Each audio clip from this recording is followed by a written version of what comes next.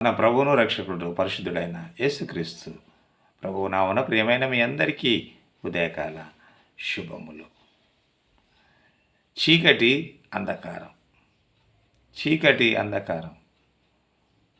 చీకటిలో ఉన్నప్పుడు భయం కలుగుతుంది, భయపడుతుంటాం. అంధకారంలో ఉన్నప్పుడు మనం భయం కలిగి ఉంటాం. అదే వెలుగు ప్రకాశించినప్పుడు సంతోషంగా ఉంటాం. జీవితం కూడా చీకటిమయంగా ఉన్నప్పుడు మనం భయపడుతుంటాం, భయాందోళన ఉంటాం. అదే జీవితం ఒక వెలుగుమయంగా ప్రకాశంగా ఉన్నప్పుడు మనం సంతోషిస్తుంటాం. లూకాసు వార్త 2వ అధ్యాయం 8-11. ప్రభువు మహిమ వారి చుట్టూ ప్రకాశించేందున వారు మిక్కిలి భయపడిరి. అయితే ఆ దూత భయపడకుడి, ఇదిగో ప్రజలందరికీ కలగబోవు మహాసంతోషకరమైన సువార్తమానమును నేను మీకు తెలియజేయబోచున్నాను. గొల్లలు చీకటిలో తమ మందను కాచుకుంటున్నారు. అప్పుడు దూత తన సైన్యంతో అక్కడికి వచ్చి, ఇదిగో మీరు ముందు భయపడకండి. ఎందుకు భయపడుతున్నారు? భయపడకుడి. ఇదిగో ప్రజలందరికీ కలుగు మహాసంతోషకరమైన సువార్తమానం. ఏమిటి ఆ సువార్తమానం? క్రీస్తు జననం నేను మీకు తెలియజేయబోచున్నాను. దావీదు పట్టణమందు నేడు రక్షకుడు మీ కొరకు పుట్టియున్నాడు. ఈయన ప్రభు అయిన క్రీస్తు. ప్రభు అయిన క్రీస్తు దావీదు పట్టణమందు మీ కొరకు పుట్టి ఉన్నాడు.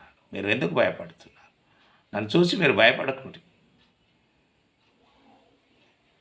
ఈయన ప్రభు అయిన క్రీస్తు. క్రీస్తు అనే మాటకు అభిషేక్తుడు అని అర్థం. ఈ క్రీస్తు అనే మాట ఎవరికి కూడా పెట్టబడలేదు. యేసు ప్రభువుల వారిని క్రీస్తు అన్నారు. క్రీస్తు అనగా అభిషేక్తుడు. ఆయన అభిషేకం పొందినవాడు.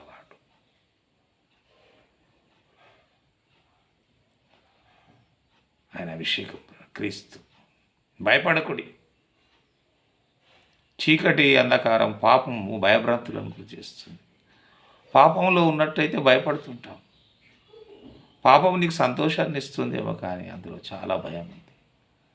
చాలా భయంకరమైనది పాపం.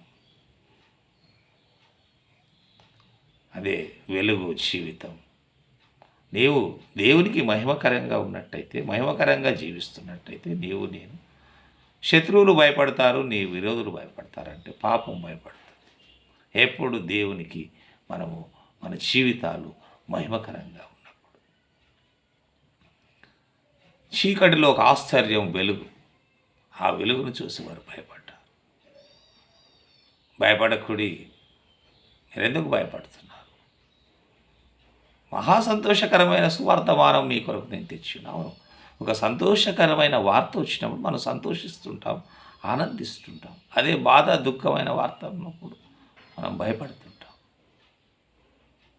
క్రీస్తు జననం ఎందరి జీవితాలను వెలిగించింది. అంధకారంలో ఉన్న వారికి ప్రభువు జననం, క్రీస్తు జననం ఒక వెలుగుగా ప్రకాశించి అది జీవితాలను వెలిగించింది. చీకటిలో తన గొర్రెల మందను కాచుకుంటున్న ఆ గొర్రెల కాపర్లకు వినలేని సంతోషం, అదే క్రీస్తు జన్మం.